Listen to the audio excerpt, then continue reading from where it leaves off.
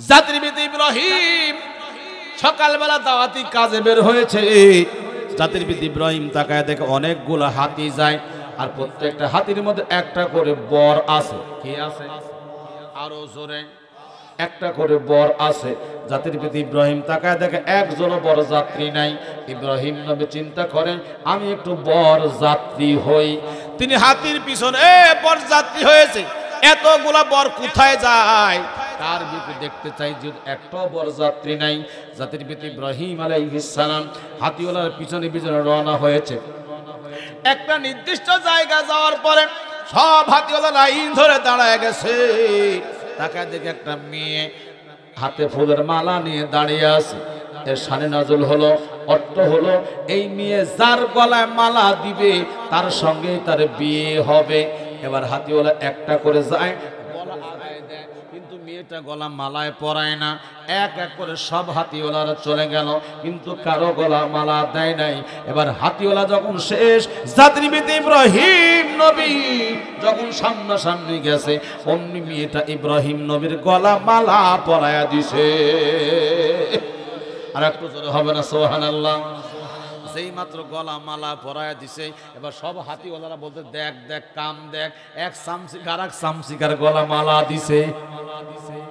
এমনি অনেকে মোল্লা দেখতে পারে না, আসে না নাই? মোল্লা জোরে গেলে কয় দাওয়াত পাছে, আসতে গেলে কয় জম্মের খাওয়া খাসে। জাতির পিতা ইব্রাহিম এইবার যখন বিয়ে হয়ে গেল, বাসর ঘরে চলে গেল। বাসর ঘরে স্বামী স্ত্রীর মধ্যে কোনো পরদা নাই। জাতির পিতা ইব্রাহিম নবী মেয়েটাকে প্রশ্ন করলে, এই মেয়ে ইব্রাহিম নবী যাকে বিয়ে করলেন তার নাম হলো বিবি সারা। ইব্রাহিম নবীর জীবনের প্রথম বিয়ে। বাসর ঘরে বলে, বিবি সারা, এতগুলো হাতিওয়ালা বর সবাই আসলো তোমাকে বিয়ে করার জন্য, অনেক দামি দামি সম্পদ নিয়ে, গহনা নিয়ে, কিন্তু তুমি কারো গলা মালা দিলে না, আমার গলা মালা দিলে তার কারণটা কি? অনেকে তো উঁচা নিচু কথা বললো, মান সম্মান তুলে কথা বললো।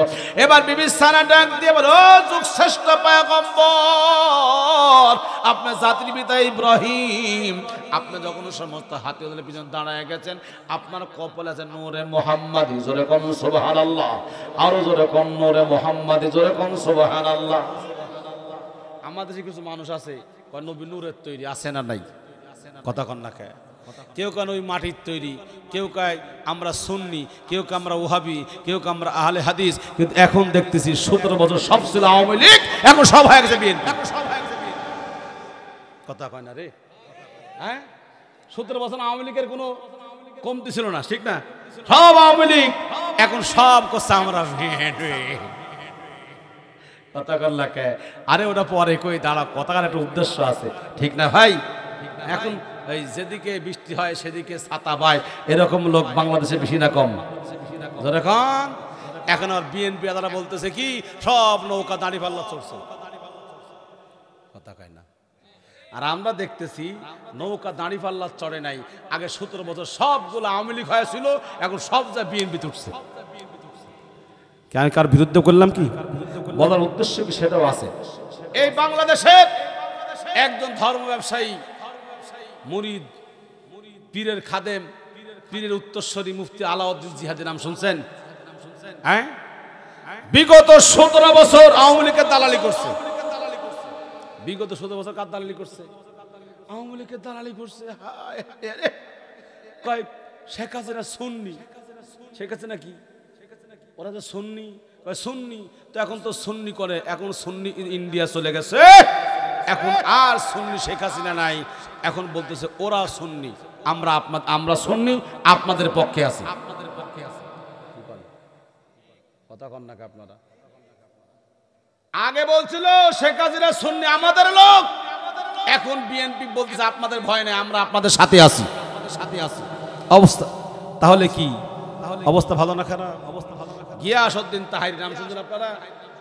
এই হারামজাদা বিগত 17 বছর কইছে, মামুনুল হক বলেছিল সব মাজার ভেঙে গুড়ে দেওয়া হবে, একটা মাজার রাখা হবে না, বলছে মনে আছে আপনাদের?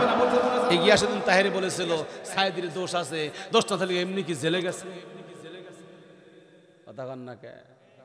গিয়াসউদ্দিন তাহেরী বলেছিল যে আমরা ওলি আল্লাহর বিরোধী না, আমরা ওলি আল্লাহর পক্ষের মানুষ, আমাদের সাথে ওলি আল্লাহ আছে। যেই হাসিনা ভারত গেছে, এখন পুলিশ ধারাচ্ছে।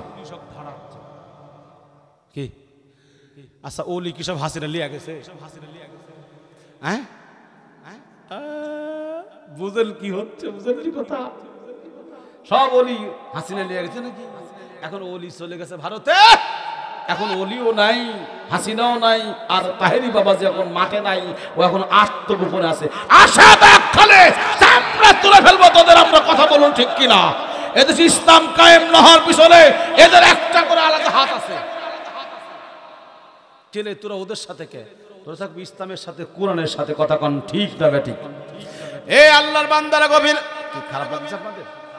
কেবল শুরু করতেছে কিন্তু আগেই টেনশন করার কিছু নাই। এই আল্লাহর বান্দারা গভীর মনোযোগ লাগান। এইবার বিবি সারা বড় যুগ শ্রেষ্ঠ পয়গম্বর। আপনি যখন দাঁড়াইছেন হাতিওয়ালাদের লাইনে, আপনার কপালে আছে নূরে মুহাম্মাদি, ওই নূরের জ্যোতি, নূরের আলো আমার কপালের মধ্যে পড়ছে। যেই মাত্র আমার কপালে, আপনার কপাল থেকে নূরের আলো পড়ে গেছে, আসমান ওলা আপনার আমার মধ্যে মহব্বত সৃষ্টি করে দিছে। সুবহানাল্লাহ চলে হবে না? স্বামী স্ত্রীর মহব্বত দেন কে? আরো জোরে স্বামী স্ত্রীর মহব্বত আল্লাহ। এবার বিবি সারাকে ইব্রাহিম নেই বলে, তুমি হলা ধনীর দুলালি, আমি হলাম যুগ শ্রেষ্ঠ পয়গম্বর, আমার কিছু নাই, তুমি আমাকে বিয়ে করলে কেন? তার কারণটা কি? বিবি সারা ইব্রাহিম নবীর উরুর মধ্যে মাথা দিয়ে বলে, আমার ঘুম ভাঙায়া গেল রে ইব্রাহিম নবী, আমার ঘুম ভাঙায়া গেল রে ইব্রাহিম নবী, তার গলা মালা দিছি পাবো জান্নাতের চাবি, আমার ঘুম ভাঙায়া গেল রে ইব্রাহিম নবী। জোরে জোরে বলুন মারহাবা। বাসার ঘর হওয়ার পরে বলেন তো শ্বশুর বাড়ি থাকবে না, বউ নিয়ে বাড়ি যাবে।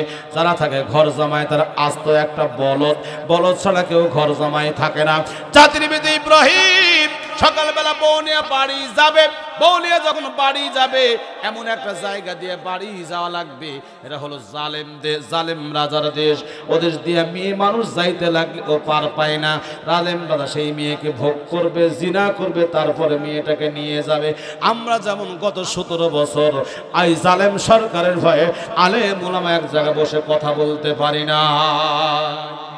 কথা কন নাকি ভাই? 3 আলেম এক জায়গায় বসলে জঙ্গির মিটিং হচ্ছে, কথা কন নাকি? কয় না এগুলা? 5 আলেম এক জায়গায় বসলে কয় জিএমবির পরামর্শ হচ্ছে ধরে কার মারে। এ আল্লাহর বান্দারা, জাতির পিতা ইব্রাহিম যখন বউ নিয়ে যাবে জালেম রাজার দেশ, জালেমদের কাজই তো এরকম। এবার জালেম রাজার দেশ দিয়ে যখন বউ নিয়ে যাবে, এবার দেখলো একটা মেয়ে আসে, সুন্দরী মেয়ে, একটা হুজুর বউ নিয়ে আসতেছে। ইব্রাহিম নই বলে, যদি বলি আমার স্ত্রী, অমনি দিবে গলায় ছুরি। আমি আমার স্ত্রী বলবো না, বলবো আমার বোন হয়। অনেকে বলতে পারে হুজুর রক মিথ্যা কথা কয়। না না না, নবী আমার বলেছেন ইন্নামাল মুসলিমুনা ইখওয়াতুন, প্রত্যেকটা মুসলমান ভাই ভাই। কি বলেন? প্রত্যেকটা মুসলমান ভাই ভাই। ইব্রাহিম নবী ডাক দিয়া বলে, জিজ্ঞাসা করে আপনার কে হয়? বলে আমার বোন হয়। বলে বোন হলেও খাতির করা হবে না। জালেম রাজার নজরে পড়ে গেছে, তাকে নির্দিষ্ট গোপন কামরায় নিয়ে যাওয়া হলো। তাদের পিতা ইব্রাহিম নিরপরাধ মানুষ, নিশ্চুপ চুপচাপ বসে রইল। আমরা যেমন বাংলাদেশে 90% মুসলমান থাকতে আল্লামা সাঈদীকে কারাগারে বন্দী করে রেখেছিল, আমরা কিছুই করতে পারি না। এই কথা কোন ঠিক কিনা ভাই? কিন্তু বাংলাদেশে এমন মানুষ নাই যে সাঈদীকে ভালোবাসে না, এরকম মানুষ আছে নাকি? এরকম মানুষ কিন্তু ছিল না। কিন্তু 13 বছর জেলখানায় রাখার পরে ইনজেকশন পুশ করে হত্যা করেছে। বাংলাদেশের মুসলমান কিছুই কিন্তু করতে পারে নাই। বাংলাদেশের মুসলমান না করলে কি হবে? আল্লাহ করেছে না করে নাই? আরো জোরে আল্লাহ করেছে। আল্লাহ বলেন, ওয়া মাকারু ওয়া মাকারাল্লাহ।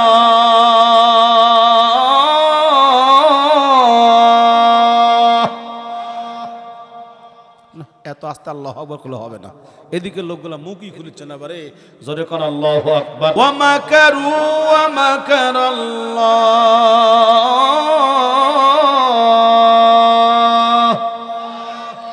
আল্লাহু খায়রুল মাকিরিন। আল্লাহ কা তোরা তো কত মক্কর জানিস, কত খেলা জানিস, আমি আল্লাহ ফাইনাল খেলা জানি। যখন তোরা খেলতে খেলতে গোল দিবার পারবি না, আমি আল্লাহ তখন ফাইনাল খেলা খেলে দিব, এ গোল কেউ ধরতে পারবে না। কথা কম। কত বড় বড় দল কত চেষ্টা করলো, শেখ হাসিনা একটা পশম ফালাইতে পারে নাই, একদিন সামনেও যাবার পারে নাই। আর আমার ছাত্র বন্ধুরা বললেন, স্বৈরাচারকে বললেন, প্রধানমন্ত্রী আমরা বাবার টাকা লেখাপড়া করি, দেশ ছেড়ে বিদেশে লেখাপড়া করি, চাকরি হয় না, আপনি মুক্তিযোদ্ধা দিচ্ছেন 70%, আমাদের 30%, আমাদের দাবি হলো অন্তত 50-50, 50-50 দেন। ঠিক না? দাবি কি খারাপ ছিল না ভালো ছিল? উনি বললেন অট্ট হাসি দিয়ে, মুক্তিযোদ্ধা দিব না, রাজাকারের বাচ্চারা দিব। ছাত্ররা বললেন, তুমি কে আমি কে? জোরে কর না, তুমি কে আমি কে? দেখ এবার কি হচ্ছে, রাজাকার বানায় ফাঁসি দিছিস। আল্লাহ বলে আমি কি করতে পারি দেখ, রাজাকার বানায় যারা ফাঁসি দিছিস, আর এদেশের জনগণ রাজাকারের দোহাই দিয়ে তোকে দেশ ছাড়া করছে, এক কাপড়ে কাপড় পরার টাইম দেয় নাই। কথা কোন ঠিক না বেঠিক? এই আল্লাহর বান্দারা, এইবার জাতির পিতা ইব্রাহিম বাহিরে বসে আছে, বিবি সারাকে কামরার মধ্যে নিয়ে গেছে, নষ্ট করবে, জিনা করবে। সেই মাত্র নষ্ট করার জন্য জালেম রাজা রোমের মধ্যে ঢুকে গেছে। আস্তে করে তখন হাত বাড়াইছে, অমনি হাতটা এইরকম হয়ে গেছে। কিরকম হয়ে গেছে? বেঁকা হয়ে গেছে। কে করছে? কারণ বিবি সারা নবীর স্ত্রী, তহেরা, পবিত্র মানুষ। যেই মাত্র হাত বেঁকা হয়ে গেল, জালেম রাজা ডাক দিয়ে বলে, মা। ঠেলার নাম, ঠেলার নাম মোল্লাক দেখতেই পারে না, বাপের মুখ যখন হুজুর কে বা ডাকিস কে, চলেন আব্বার মুখ বেঁকা হয়ে গেছে, কালমা পড়তে পারতেছে না, এখন একটা কালমা পড়ান, তওবা পড়ান। কিন্তু এখন আর কালমার কাম্বা দিছে। হ্যাঁ, এ আল্লাহর বান্দারা, জালেম রাজা বলে, মা আল্লাহর রাস্তা আমারে মাফ করে দাও। কি ভুল তুমি করছো, মাফ করে লাগবে? বলে তোমারে ধরতে চেয়েছি, তুই মাফ করে দাও। বলে যাও, মাফ করে দিলাম। জালেম রাজার হাতটা ভালো হয়ে গেল। এবার জালেম রাজা চিন্তা করে, এই মেয়েকে ছাড়া যাবে না, এত সুন্দর সুন্দরী মেয়েকে ছাড়া যাবে না। আস্তে করে পা যেই মাত্র উঠাইছে, পাটা বেঁকা হয়ে গেছে। এবার বিবি সারার দিকে লক্ষ্য করে জালেম রাজা বলে, মা মাফ করে দাও। কি মাফ করবো, দেখো আমার পাটা শক্ত হয়ে গেছে। এবার জালেম রাজাকে বিবি সারা বলে, যা মাফ করে দিলাম। পা যখন ভালো হয়ে গেল, এইবার বিবি সারাকে জালেম রাজা চিন্তা করে, এমন করে ধরলে হবে না, গাউরা যেমন মুরগি ধরে, খপ করে পড়ে আর মরে, খপ করে পড়ে আর মারে, এমন করে যখন বডি টান করছে, আমার আল্লাহ অল বডি পাথর বানায় দিছে। সুবহানাল্লাহ, জোরে হয় না? অল বডি পাথর হয়ে গেছে। এবার বিবি সারার দিকে তাকায় বলে, ও মা, মা মাফ করে দাও। এবার বিবি সারা বলে, এবার তোমাকে মাফ করা হবে না, এবার যদি মাফ চাও বাপ জানের কাছে যাও, আল্লাহু আকবার কর। আর আমি মাফ করবো না, ওদের মাফ পেতে চাও বাপ জানের কাছে যাও। কিতাবের মধ্যে লেখে, জাতির পিতা ইব্রাহিম নবী স্ত্রী হলো তহেরা, পবিত্রতা। তার অপবিত্র হতে সন্দেহ ঢুকতে পারে। আল্লাহ রাব্বুল আলামিন কুদরতি একটা ক্যামেরা সেট করে দিয়েছে, ঘরে যা হচ্ছে ইব্রাহিম নবী দেখতেছে। বলে তোমার বাপজানকে ডাকো। এবার যখন বাপজানকে ডাকা হলো, বাপজানকে ডাকার পরে জালেম রাজা বলে, ও আব্বাজান ইব্রাহিম, ভুল হয়ে গেছে, মাফ করে দাও। বলে কি ভুল করো তুমি?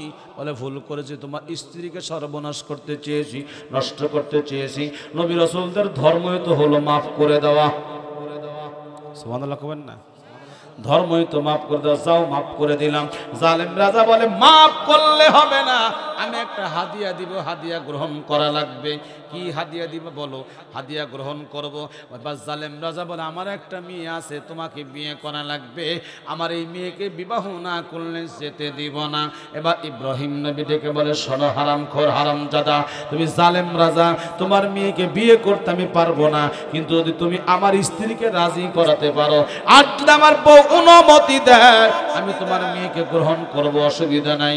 জালেম রাজা বিবি সারা দুটা পা ধরে বলে, আম্মা জান মাফ করে দাও, আমি তোমার আকৃষ্ট হয়েছি, মহব্বত করে ফেলেছি, আমি আমার মেয়েটাকে ইব্রাহিম নবীর সঙ্গে বিবাহ দিতে চাই। এবার ইব্রাহিম নবী বলে, সারা অনুমতি দিলে আমার অসুবিধা নাই। বিবি সারা বলে, ও যুগশ্রেষ্ঠ পয়গম্বর ইব্রাহিম, জালেমরা যখন তোর ভুল বুঝতে পেরেছে, হে আল্লাহর বান্দারা, এইবার বিবি সারা বলে, অনুমতি দিলাম, অনুমতি সাপেক্ষে হাজেরাকে দ্বিতীয় বিয়ে করলেন। জোরে কোন আল্লাহু আকবার। দুই বউ জাতির পিতা ইব্রাহিম নবীর, একটা হলো সারার, একটা হলো হাজেরা। ইব্রাহিম নবীর বয়স 80 বছর, 82 বছর, কিন্তু কোনো সন্তান হয় না। আল্লাহ রাব্বুল আলামিন সন্তান দেন নাই, সন্তান হয় নাই। জাতির পিতা ইব্রাহিম প্রতিনিয়ত দোয়া করে, রব্বি হাবলি মিনাস সলিহিন, আল্লাহ একটু নেক সন্তান দাও। বলেন তো সন্তান দেওয়ার মালিক কে? আরো জোরে। আপনাদের সন্তান না হলে বাবার দরবারে যান, মাজারে যান, আজা বাবা, গাজা বাবা, তালা বাবা, বাবারে বাবা, ওরে বাবা, আছে না নাই? তাদের দরবারে যান, আল্লাহ একটা সন্তান দাও, বাবা সন্তান দাও। সন্তান চাইবেন আল্লাহর কাছে, একটা সন্তান দে রে আল্লাহ, একটা সন্তান দে। কামাই খাওয়ার আশা নাই, মাদ্রাসায় পড়াবো, জানাজা পড়াবে কে? জাতির পিতা ইব্রাহিম সন্তান চায় আল্লাহর কাছে। সন্তান যদি নেককার হয়, বলেন তো কাজ আছে না নাই? ইহকালেও আছে, পরকালেও আছে। যদি আমাদের সন্তানগুলো নেককার হতো, সন্তানগুলো কিন্তু ছাত্রলীগ করতো না, ছাত্রদল করতো না, ইসলামের বিপক্ষে কথা বলতো না। কথা বলেন ঠিক কিনা? দিন বুঝে না, ইসলাম বুঝে না, বাবাও বুঝে না, মাও বুঝে না, ছেলেও বুঝে না বলে অন্য দল করে, আলেমদের বিরুদ্ধে কথা বলে, ইসলামের বিরুদ্ধে কথা বলে। বাংলাদেশের আদমশুমারিতে 90% মুসলমান, কিন্তু আসলে অধিকাংশই মুনাফিক মার্কা মুসলমান। মুসলমান আছে বটে, কিন্তু মুনাফিক মার্কা মুসলমান। যদি মুসলমানের মতো মুসলমান হয়, ইসলাম বিজয়ী করতে কিন্তু সময় লাগে না। আমরা ইমামতি যারা করি তারাও কিন্তু হারাম খাই, কারণ মসজিদের সভাপতি হলো সুদখোর, সভাপতির বাড়িতে খাই। ঠিক না ভাই? আমরা দোয়া করলেও দোয়া কবুল নাই, আর হারাম যে খায় তার দোয়া কবুল হয় না।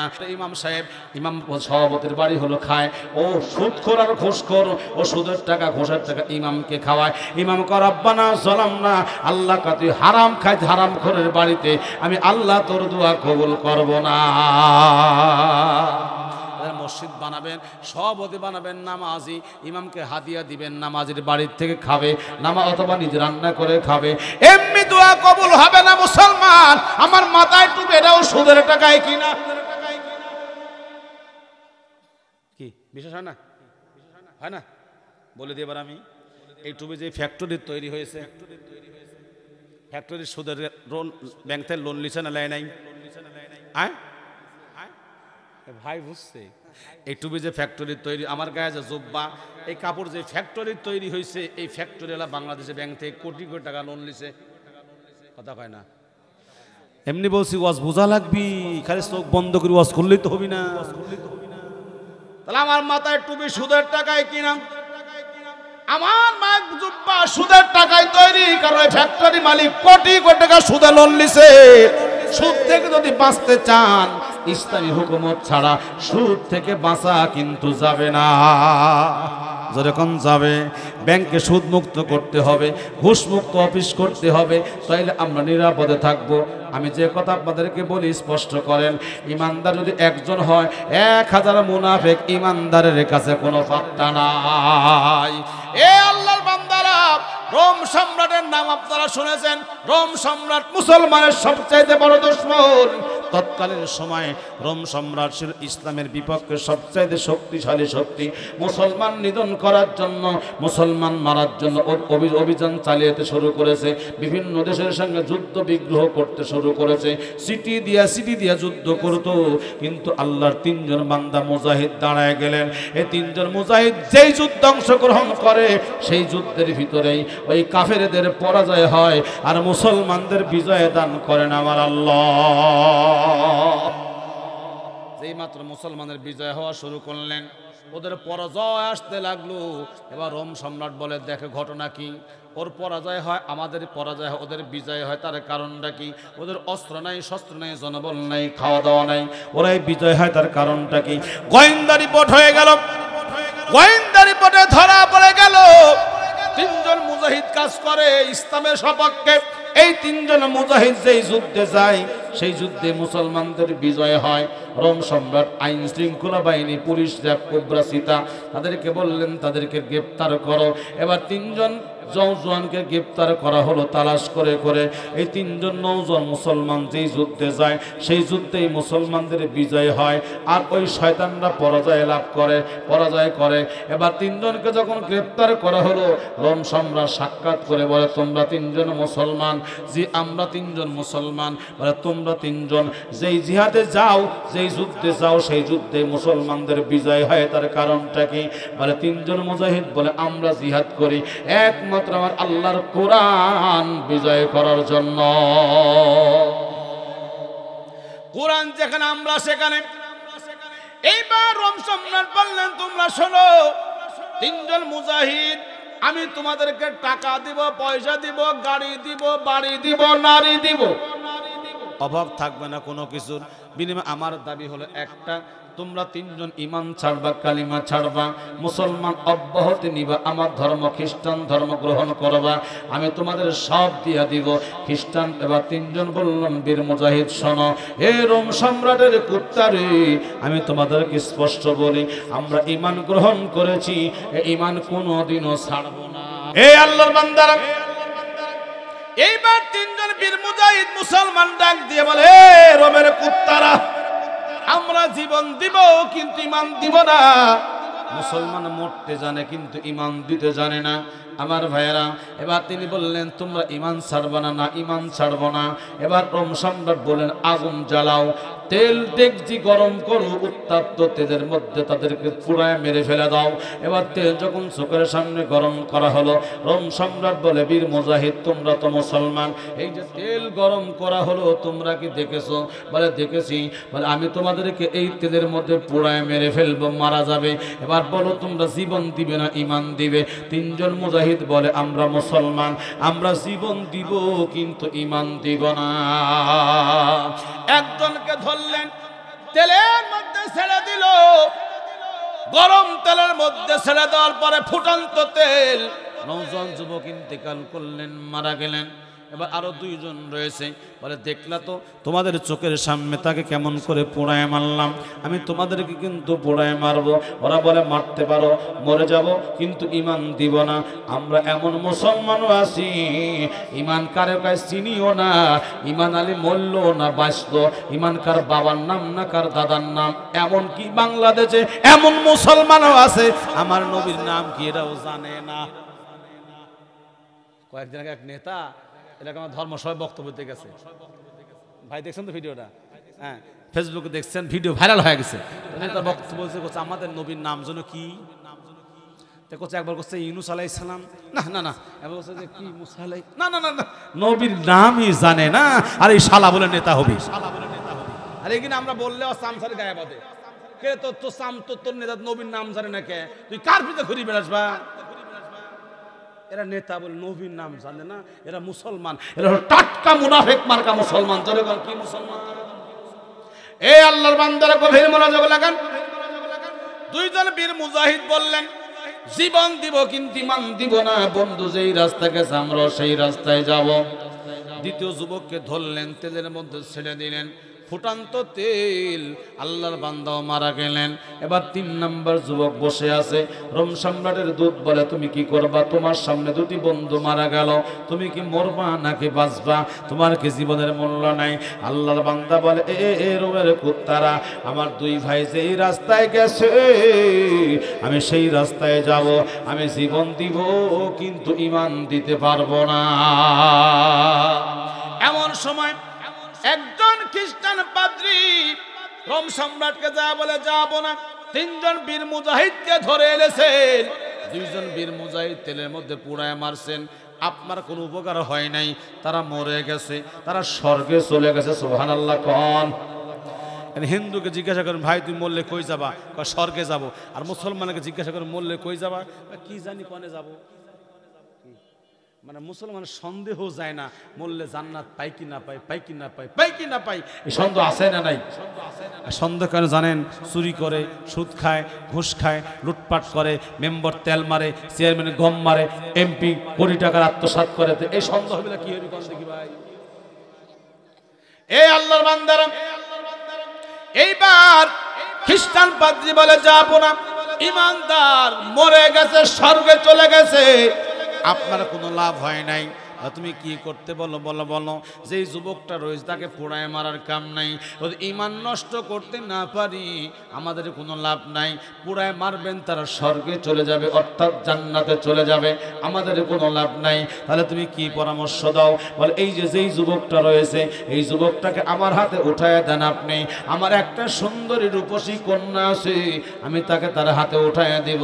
আমার মেয়ের রূপের আগুনে সে জ্বলে ছারখার হয়ে যাবে, ঈমানটা নষ্ট হয়ে যাবে। যখন সে আমাদের পক্ষে খ্রিস্টান হবে, তারা দেখা দেখে আরো মুসলমান খ্রিস্টান হবে, আর আমরা হব লাভবান, তারা হবে ক্ষতির মধ্যে পড়ে যাবে। এবার বলে বুদ্ধি তো ভালোই হলো, যাও যাও যাও নিয়ে যাও। যদি তার ঈমান নষ্ট করাইতে পারো টাকা দিব, পয়সা দিব, অনেক কিছু দিব, তোমার চাকরির প্রমোশন দেব, আমি অনেক কিছুই তোমাকে করে দিব। কিন্তু যদি ঈমান হারাতে না পারো তোমার গর্দান কিন্তু শরীর নিচে যাবে। বলে অসুবিধা নাই। এই রোমের কত যুবক আমার মেয়ের প্রেমে পড়ার জন্য পাগল পারা, একবার কথা বলতে চাই, একবার কাছে পেতে চাই। আমার মেয়ের রূপ এতই আমার ভগবান দিয়েছে, এত রূপ আছে। এবার এই সাহাবীকে, এই বীর মুজাহিদকে খ্রিস্টান পাদ্রী বাড়িতে নিয়ে গেলেন। বাড়িতে নিয়ে গিয়ে একটা ঘরের মধ্যে রাখলেন। রাতের বেলা খাবার পরিবেশন করলেন। মেয়েটাকে ডাক দিয়ে বলে, মা আমি জীবনে কোনো দাবি তোমার কাছে করি নাই, কোনো অভাব তোমাকে রাখি নাই, যা চাইছো আমি তাই তোমারে দিয়েছি। আজকে একটা দাবি করব মা, এই যে রোমের কত যুবক তোমাকে দেখার জন্য পাগল পারা, ভালোবাসা প্রেম প্রীতি করার জন্য পাগল পারা, তুমি পাত্তা দাও নাই মা। আজকে আমি যেই যুবকটাকে বাড়ি আনছি, এই যুবকটা তুমি যেমন পারো শুধু প্রেম না, নিজের জীবন যৌবন সব থেকে অক্ষ করে দিবা। বিনিময় ঈমান ছাড়াতে হবে, কালিমা ত্যাগ করাতে হবে, বেঈমান বানাইতে হবে। মেয়ে বলে, বাবা অসুবিধা নাই, আমি আমার একটা রূপের আগুন আছে, এই আগুনে তার ঈমানটা পোড়ায় ফেলবো আমি, তোমার টেনশন করার দরকার নাই। এবার খ্রিস্টান পাদ্রী বলে, মা যদি তুমি তা পারো তোমার অনেক টাকা দিব, তোমাকে বাচ্চা গহনা দিবে, সোনা দানা দিবে। মেয়ে বলে, 1-2 ব্যাপার, কোনো অবস্থায় কাজ হবে, কোনো অবস্থায় তুমি টেনশন করিও না। রাতের বেলা মেয়েটা সুন্দর করে সেজে গুজে আল্লাহর বান্দা নবীর সাহাবী হযরতে হুযায়ফার সামনে পেশ করলেন। হুযায়ফার সামনে যেই মাত্র চলে গেলেন মেয়েটা, হুযায়ফা তার দিকে একবারও তাকায় না, একটা বার কথা পর্যন্ত বলে না। সারা রাত চলে গেল, কোনো খবর নাই। এক রাত যায়, একদিন যায়, 2 রাত যায়, 2 দিন যায়, 10টা দিন চলে গেল। হুযায়ফা মেয়েটার দিকে তাকায় না, কথা বলে না। এবার আমি আপনাদের নিকট জানতে চাই, এমন সুযোগ যদি বাংলাদেশের যুবকেরা পায়, বলেন তো ছাড়বে? যুবকরা মন খারাপ করিও না, ভালো করে বুঝরে বাপ, তোদের পায়ে ধরে বলি, হাতে ধরে বলি, ইসলামের বিপক্ষে যায়ও না, আলেমদের বিপক্ষে যায়ও না, গুনাহ করিও না, গাঞ্জা খায়ও না, মদ খেও না, সিগারেট বিড়ি খায়ও না। আল্লাহওয়ালা হও, আল্লাহওয়ালা হও। কারণ কার মৃত্যু কখন হবে কেউ কিন্তু জানে, এরকম জানে, কার মৃত্যু কখন কেউ জানে না। আমি এটা ঘটনাটা পরে আপনাদের শোনাবো, একটু সামনে থেকে আমি আপনাদের নিয়ে ঘুরে আসি বাজান। এইবার 10 দিন চলে গেল, কোনো খবর নাই। খ্রিস্টান পাদ্রী বলতেছেন, মা কি খবর? বলে কোনো খবর নাই। মেয়েটার মাথার মাঝে জল্পনা কল্পনা শুরু হয়ে গেল। হুযায়ফা নিশ্চয় আমার সাথে আরো কোনো সুন্দরী মেয়ের প্রেমে পড়ে গেছে। আবার চিন্তা করে, না না না, হুযায়ফা কোনো মেয়ের প্রেমে পড়ে নাই। যদি প্রেমে পড়তো এই ঘরের মধ্যে কোনো মেয়ে তো আসলো না, মোবাইল ফোন টেলিফোন নাই, কারোর সাথে কোনো কথা হয় না। কিন্তু হুযায়ফা কারো প্রেমে পড়ে নাই। এমন করে 20 দিন চলে গেল, 1 মাস চলে গেল। চিন্তা ভাবনা করতে করতে 39তম রাত্রে মেয়েটা চিন্তা করে, আজকে 39 দিন হয়ে গেল আমি মেয়েটা হুযায়ফার ঘরে থাকি। আমি দেখতে কালো না ফর্সা, বেটে না লম্বা। হুযায়ফা তাকায়ও তো দেখলো না। এই যে নিচের দিকে তাকায় থাকি, চোখ উপরের দিকে উঠায় না। আল্লাহ বলেছেন মুমিন পুরুষ মুমিন নারীরা যখন তোমরা রাস্তা দিয়ে যাবা, চোখ নিম্নগামী করে চলতে হবে। 39তম রাত্রে এইবার মেয়েটা হুযায়ফার সামনে নত জান হয়ে বসলেন। বসে বলে, হুযায়ফা দীর্ঘ 39তম রাত পর্যন্ত আমি তোমার নিকট থাকলাম, একটা দিন তুমি আমার দিকে তাকাও না, কথা পর্যন্ত বলো না। হুযায়ফা রে, আমার বুঝতে বাকি নাই, তোমার মতো আল্লাহওয়ালা নেই পরায়ণ নেই পরায়ণ আমার মতো মেয়েকে পাওয়ার জন্য এই রোমের কত মানুষ পাগল পারা, কত যুবক পাগল পারা, যুবকরা লাইন ধরে থাকে আমাকে দেখার জন্য, কিন্তু আমি তাদেরকে কোনো দেখা দেই নাই, সাক্ষাৎ দেই নাই, কথা বলি নাই, কিন্তু আমি তোমার কাছে নিজেকে উৎসর্গ করে দিলাম। কিন্তু হুযায়ফা, তুমি একটা বার পর্যন্ত আমার কাছে কথা বললে না। আমি বুঝতে পেরেছি তুমি আসলেই সত্য মানুষ, আকলা কলা মানুষ, চরিত্রবান মানুষ। হুযায়ফা রে, আমি আর বেঈমান থাকবো না, আমি তোমার হাতে হাত রেখে কালিমা পড়ে মুসলমান হয়ে যেতে চাই। হুযায়ফা বলে, এই মেয়ে, 40 দিন আমাকে তুমি ঘরের মধ্যে আটকে রাখছো তোমার বাপ এবং সম্রাট আমার ঈমান নষ্ট করার জন্য। তুমি আমার কাছে কি পাইলা, কি পাইলা, আমার কাছে ঈমান গ্রহণ করতে চাও? বলে, হুযায়ফা রে, আমার বুঝতে বাকি নাই, তুমি আসল ধর্মের মানুষ, ইসলাম ধর্মের মানুষ, তোমার আকলাকান চরিত্র, কত মানুষ আমাকে খাওয়ার জন্য পাগল হয়ে আছে, কোড়াই কোড়াই খাবে, কিন্তু তুমি তো আমার দিকে তাকাও নি, গায়ে স্পর্শ করে নাই, জিনা করো নাই। আমি এর দ্বারা প্রমাণ হলো তুমি আদর্শবান আকলাকলা মানুষ। যেই ধর্মের এমন মানুষ গঠন হয় আমি সেই ধর্ম গ্রহণ করব। হুযায়ফার আমি কালিমা পড়ব। এবার হুযায়ফা বলে, মেয়ে, তুমি আসছো ঈমান আমাকে নষ্ট করার জন্য, যদি ঈমান তুমি নষ্ট করতে না পারো, ঈমান যদি গ্রহণ করো, তোমার শাস্তি কি হবে তুমি জানো? বলে, জানি। কি হবে শাস্তি? তোমার মতো হয় আগুনে পোড়া লাগবে, আর বাংলাদেশ হলে হয় জেল হবে, না এলে ফাঁস হবে। কথা কন না কে বাবা? কালিমার মালা আমরা গলায় পরেছি, কালিমার মালা আমরা গলায় পরেছি, হামলা হবে, মামলা হবে, জেল হবে, ফাঁস হবে, সবই আমরা মেনে নিয়েছি, কালিমার মালায় আমরা গলায় পরেছি। জোরে জোরে বলুন মারহাবা। এবার হুযায়ফা বলতেছেন, মেয়ে, তুমি ঈমান গ্রহণ করতে চাও, ঈমান গ্রহণ করলে কিন্তু তোমার মৃত্যু হবে, মেরে ফেলবে। মেয়েটা বলে, হুযায়ফা, আমি অত বোকা কিন্তু না, ঈমান গ্রহণ করব, এই জালেম দেশে থাকবো না, আমি তোমাকে অন্যত্র চলে যাব, যেখানে যাওয়ার পরে কালিমার পতাকা উড়াবো, মুসলমান দেশে যাব। বলে, কেমনে যাবে তোমার বাবার দেশ থেকে? বলে, বাবার দেশ থেকে কেমনে যেতে আমি তা জানি, সব ব্যবস্থা আমি করব, বিনিময়ে তুমি কালিমা পড়াবা। যে আমি তোমাকে কালিমা পড়াবো, বিনিময়ে তুমি আমাকে নিয়ে কোথায় যাবা? বলে, এমন একটা দেশে যাব যেই দেশে কোনো স্বৈরাচার থাকবে না, হাসিনার মতো নির্যাতনকারী মানুষ থাকবে না, বাংলাদেশে মুসলমান থাকবে, স্বৈরাচার কোনোদিন বাংলাদেশে ফিরতে পারবে না। আমার ভাইয়ারা একটু গভীর মনোযোগ রাখান রে বাজান। এবার হুযায়ফা বল, ঠিক আছে কালিমা পড়ো। কালিমা পড়ায় দিলেন, মেয়েটা মুসলমান হয়ে গেলেন। নির্দিষ্ট জায়গা দিয়ে বাবার ঘোড়া আশালায় চলে গেলেন। একটা তেজি ঘোড়া দেখিয়া ঘোড়াকে খাওয়ায় রেডি করলেন, পৃষ্ঠের মধ্যে গদি রেডি করলেন। গভীর রজনীতে হযরত হুযায়ফার সামনে মেয়েটা যায়, হুযায়ফা আর দেরি করা যাবে না, আমরা আজকে রাত্রি পালিয়ে যাব। এবার হুযায়ফাকে সঙ্গে করে বাবার ঘোড়া শালায় যাবার পরে একটা তেজি ঘোড়ার মধ্যে উঠে বসলেন। এবার হুযায়ফা ঘোড়াকে চাবুক মারে, ঘোড়া দ্রুত বেগে যাওয়া শুরু করলেন। সারা রাত চলতেছে, হঠাৎ থেকে পূর্ব আকাশ যখন ফসরা হবে হবে ভাব, এমন একটা সময় হুযায়ফা লক্ষ্য করে দেখে হুযায়ফার ঘোড়ার পিছনে আরো 2টা ঘোড়া দ্রুত বেগে আসতেছে। এবার হুযায়ফা বলে, ও মেয়েরে, আমরা ধরা বুঝি পড়েই গেলাম, ওই যে তোমার বাবার শত্রুবাহী সৈন্যবাহিনী আমাদেরকে আক্রমণ করবে, ধরা বুঝি পড়ে যাব। এবার হুযায়ফা ঘোড়া যত জোরে চাবুক মারে, ঘোড়া তত দ্রুত বেগে যাওয়া আরম্ভ করেছে। হুযায়ফার ঘোড়া যত দ্রুত যায়, পিছনের 2টি ঘোড়া আরো দ্রুত বেগে আসে। এক পর্যায়ে ঘোড়া চলতে চলতে চলতে চলতে পিছনের 2টি ঘোড়া হুযায়ফার ঘোড়ার সামনে দিয়ে ব্যারিকেড দিয়ে দেয়। জোরে বলুন সুবহানাল্লাহ, আরো জোরে বলুন সুবহানাল্লাহ। যেই মাত্র হুযায়ফার ঘোড়া সামনে, হুযায়ফার ঘোড়াকে 2টি ঘোড়া 2 পাশ দিয়ে ব্যারিকেড দিয়া দিছে। হুযায়ফা থমকে দাঁড়ালেন। 2টা নওজোয়ান যুবক এই 2টি ঘোড়ার পৃষ্ঠে রয়ে গেছে। হুযায়ফা বলছে, এ নওজোয়ান যুবকরা তোমরা কারা? এমন করে আমার পথ আটকে দিয়ে দাঁড়ালে কেন? নওজোয়ান 2টি যুবক বলে, যুবক আমরা কে, কোথায় থেকে আসছি, পরিচয় কি, ওটা আমরা পরে দিব, আগে তোমার নিকট জানতে চাই। তুমি একজন আদর্শবান যুবক, আদর্শবান মেয়ে, আদর্শবান মানুষ, তুমি আদর্শবান যুবক হয়ে, আদর্শবান মানুষ হয়ে একটা বেগানা নারীকে নিয়ে রাস্তায় বের হয়েছো, এই সাহস তোমাকে শিখিয়ে দিয়েছে। হুজাইফা বলে তোমরা কারা, আগে পরিচয় দাও। না পরিচয় দিব না, আগে তুমি বলো এই মেয়েটাকে নিয়ে কোথায় তুমি যাও। হুজাইফা বলে কোথায় যায় আমি জানি না, এই মেয়েটা জানে কোথায় আমাকে নিয়ে যাবে। এবার দুইজন নৌজন যুবক বলে এ মেয়ে তুমি হুজাইফাকে নিয়ে কোথায় যাও, এই যুবক নিয়ে কোথায় যাও।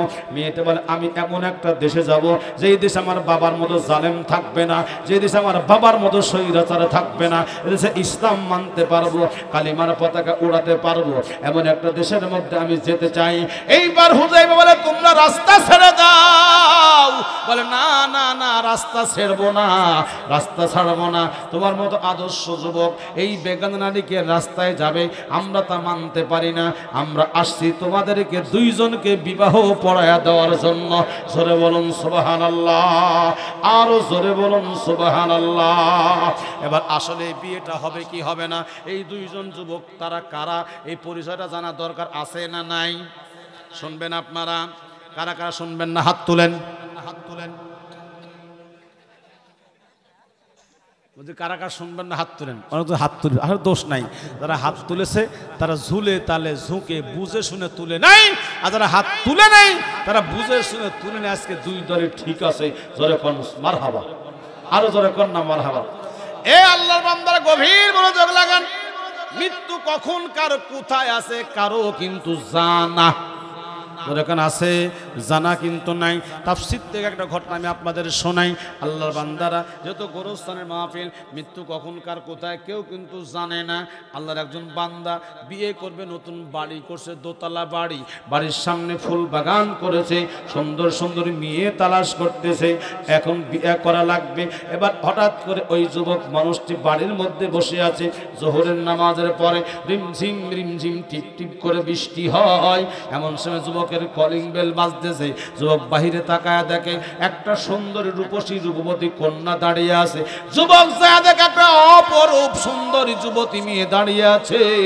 যুবক বলে যুবতী তুমি কে, তোমার বাড়ি কোন জায়গায়? বলে আমার বাড়ি কয়েন বাজারে। বলে তোমাকে তো কোনোদিন দেখি নাই। বলে তুমি আমাকে দেখবে না, আমি বিদেশে থাকি, বাইরে থাকি, নতুন আসছি কয়েন বাজারে, আমি তোমাকে দেখতে আসলাম, তুমি কেমন আছো?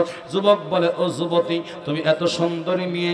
যুবতী মেয়েটা বলে যুবক রে এখানে দাঁড়ায় কথা বলবা নাকি ভিতরে যাইতে বলবা? বলে আসো আসো, ওয়েলকাম ওয়েলকাম মারহাবান। বাড়ির মধ্যে নিয়ে গেলেন। যুবতী বলে যুবক তোমার নাম কি? বলে আমার নাম আব্দুর রহমান। তুমি এই বাড়ি করছো কেন? এত সুন্দর সাজসজ্জা করছে কেন? বলে বিয়ে করব বলে। মেয়েটা বলে আমাকে কি তোমার পছন্দ হয়? যুবক বলে সত্যি তুমি আমাকে বিয়ে করবা? বলে পছন্দ হয় কিনা বলো। যদি পছন্দ হয় আমি তোমাকে বিয়ে করব কিনা পরে বলবো। হবে আমার বাড়ি কয়েন বাজারে, ওই পাঁচবাড়িয়া গ্রামে। আগামীকাল সকাল 10টায় তুমি আমার বাড়ির মেহমান হবা। শর্ত হলো 10টার 1 সেকেন্ড আগেও না, 1 সেকেন্ড পরেও না, তুমি আমাকে আমার বাড়িতে চলে আসবা। এইবার এই যুবক পরের দিন সকালবেলা সকাল 10টায় যখন পাঁচবাড়িয়া চলে গেলেন, সকাল যখন 10টায় ঘড়ির কাঁটায় কাটা, ঘড়ির কাঁটা 10টা বাজবে, এমন সময় হুজা এমন সময় এই যুবকটা ওই মেয়েটার বাড়ির সামনে গিয়ে কলিং বেল দিলেন। মেয়েটা বের হয়ে আসলো। যুবক গিয়ে দেখে একই রকম বাড়ি, তার যেমন বাড়ি, দোতলা বাড়ি, বাড়ির সামনে ফুল বাগান, এত সুন্দর করে বাড়িটা বানাইছে। যেই মাত্র কলিং বেল দিয়েছে, এবার এই যুবক যখন চইলা গেছে, এইবার যুবতী নিয়ে বলে যুবক তুমি কি আসছো? বলে আসছি। যুবক রে এইবার যুবক বলে যুবতী মেয়ে তুমি আমার সাথে এখানেই কথা বলবা নাকি ভিতরে যাইতা দিবা? বলে ভিতরে যাওয়ার সুযোগ নাই। ও যুবক তুমি আমার চিনো নাই, আমি দুনিয়ার সাধারণ কোনো মেয়ে না।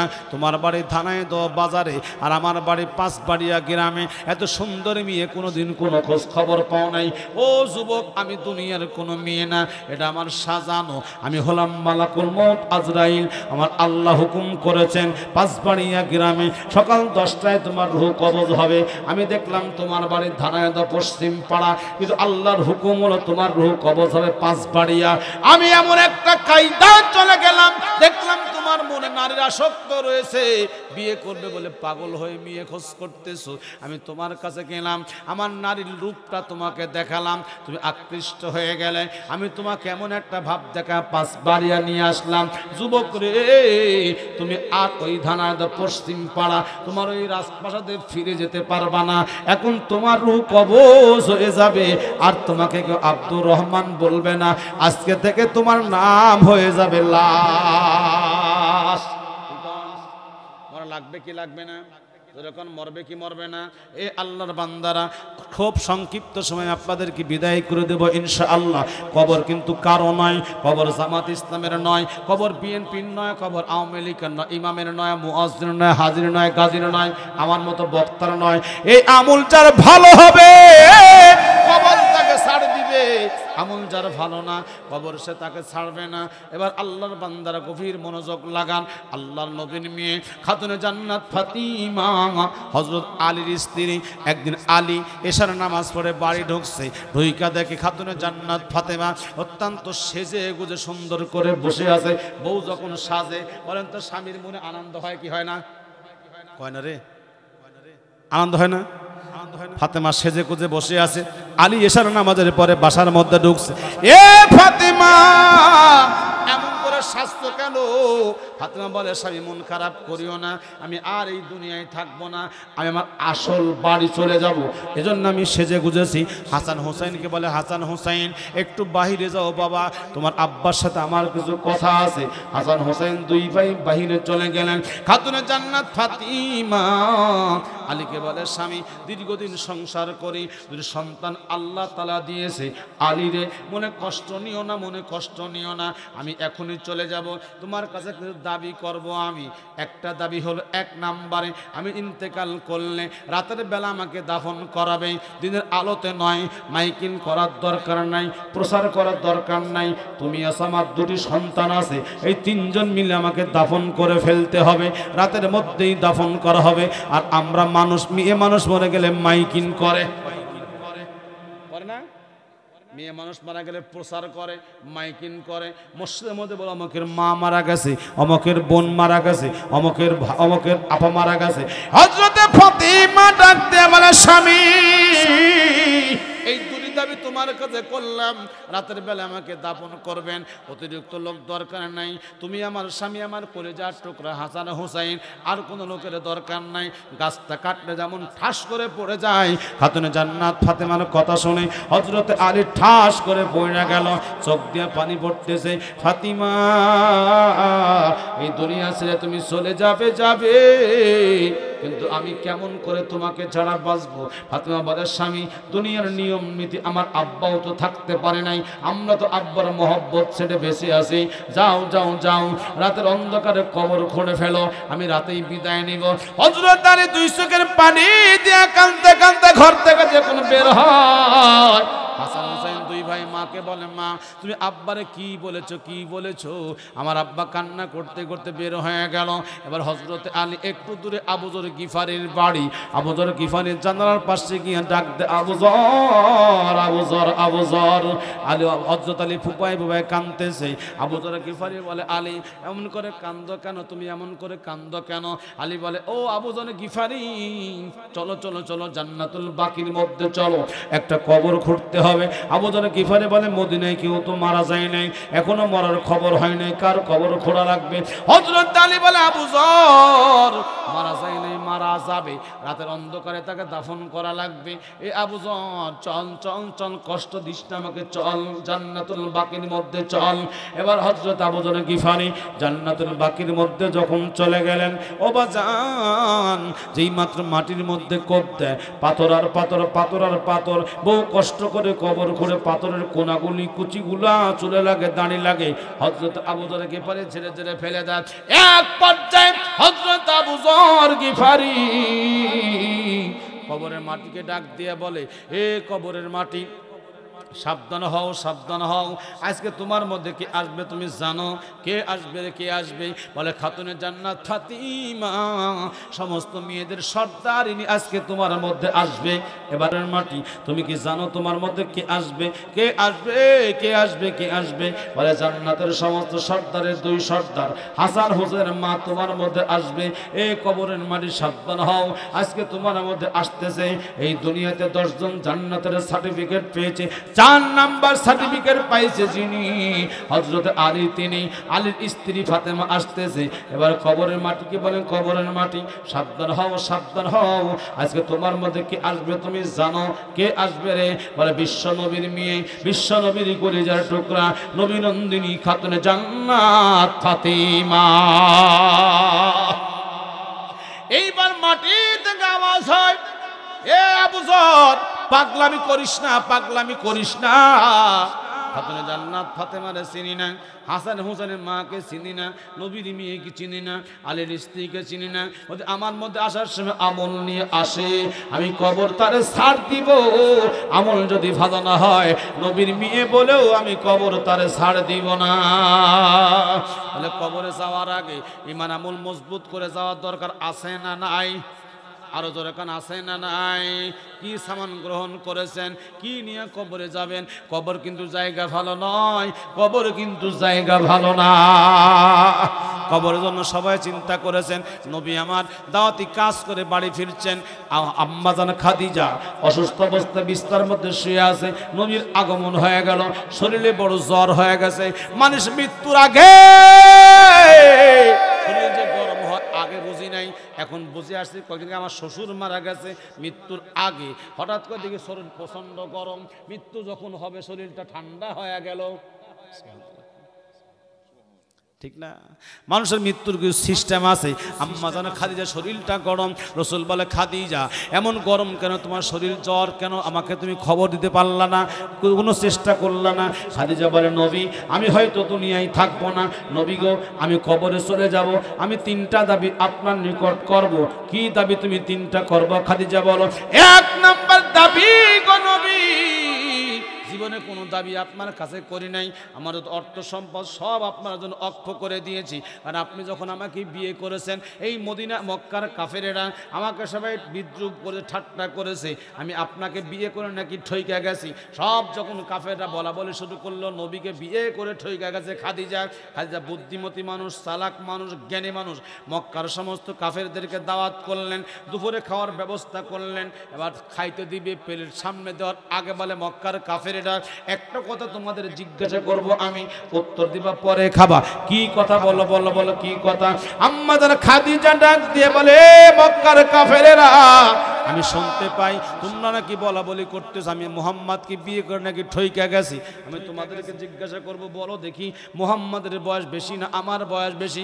সমস্ত কাফেররা বলে তোমার বয়স 40 বছর, মুহাম্মাদের বয়স 25 বছর। তাহলে বলো মুহাম্মদ ঠকছে না আমি ঠকছি? এবার কাফেররা বলে বয়সের দিকেই মুহাম্মাদই ঠকছে, তুমি জিতে গেছো। সুবহানাল্লাহ পাল্লা।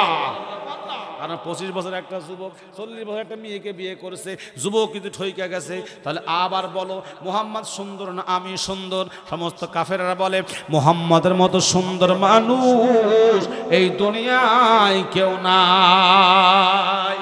তাহলে বলো বলো বলো ও কাফেরেরা, চেহারার দিকে মুহাম্মদ জিতছে না আমি জিতছি? বলে তুমি তো জিতছো। তাহলে যদি বয়সের দিকে আমি জিতি, যদি চেহারার দিকে আমি জিতি, তাহলে কোন দিকে ঠকে গেছি?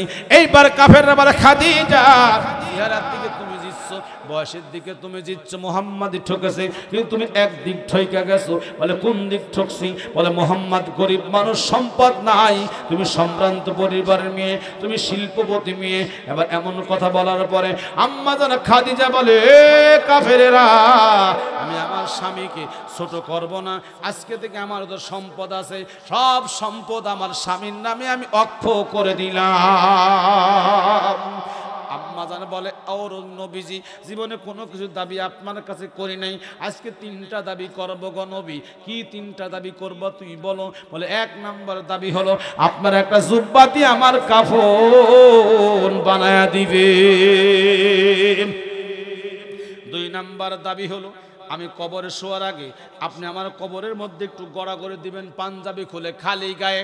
3 নাম্বারের চা হলো, যতক্ষণ পর্যন্ত আমার কবরে মুনকার নাকির সলজব না হবে এতক্ষণ আপনি আমার কবর ছেড়ে যেতে পারবেন না। রাসূল বলে, খাদিজা কে কখন মরবে কারো জানা নাই, যদি আপনার পরে আমার মৃত্যু হয় আমি তোমার 3টা চাওয়াই পূরণ করব ইনশাআল্লাহ। বলেন তো কে কখন মরবে কারো জানা আছে? যদি আমি তোমার পরে মরি আর তুমি যদি আমার আগে মরো আমি তোমার 3টা চাওয়াই পূরণ করব ইনশাআল্লাহ। রাসূল বলে, খাদিজা টেনশন করিও না, আমি পরে মরলে তোমার 3টা চাওয়াই পূরণ করব। এমন সময় আম্মা জান খাদিজা নবীজির চেহারার দিকে তাকায়, গুনগুন গুনগুন করে কি যেন বলে। রাসূল বলে, খাদিজা এমন করে গুনগুন গুনগুন করে তুমি কি বলো, জোরে বলো, আমি একটু শুনতে চাই। এবার আম্মা জান খাদিজা নবীর চেহারার দিকে তাকায় বলে, আল্লাহর নবী, নূরের নবী গো, আপনাকে দেখিতে মনে চায়।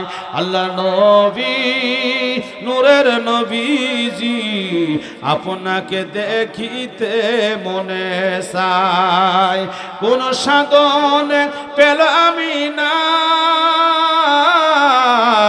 ও নূরের নবীজি, কোন সাধনে পেল আমি নাই। আল্লাহ নবী, নূরের নবীজি, আপনাকে দেখিতে মনে চায়। দেখে আপনার মুজেজা ধন্য বিবি খাদিজা, দেখে আপনার মুজেজা ধন্য বিবি খাদিজা, তাই তো আপনার জীবন যৌবন করিলাম অর্পণ। আপনি নবী আমার জীবন সাথী, অন্ধকার কবরের বাতি। আপনি নবী আমার জীবন সাথী, অন্ধকার কবরের বাতি। আপনাকে দেখতে মনে চায় ওরে নবীজি, আপনাকে দেখিতে মনে চায়। জোরে কোন মারহাবা।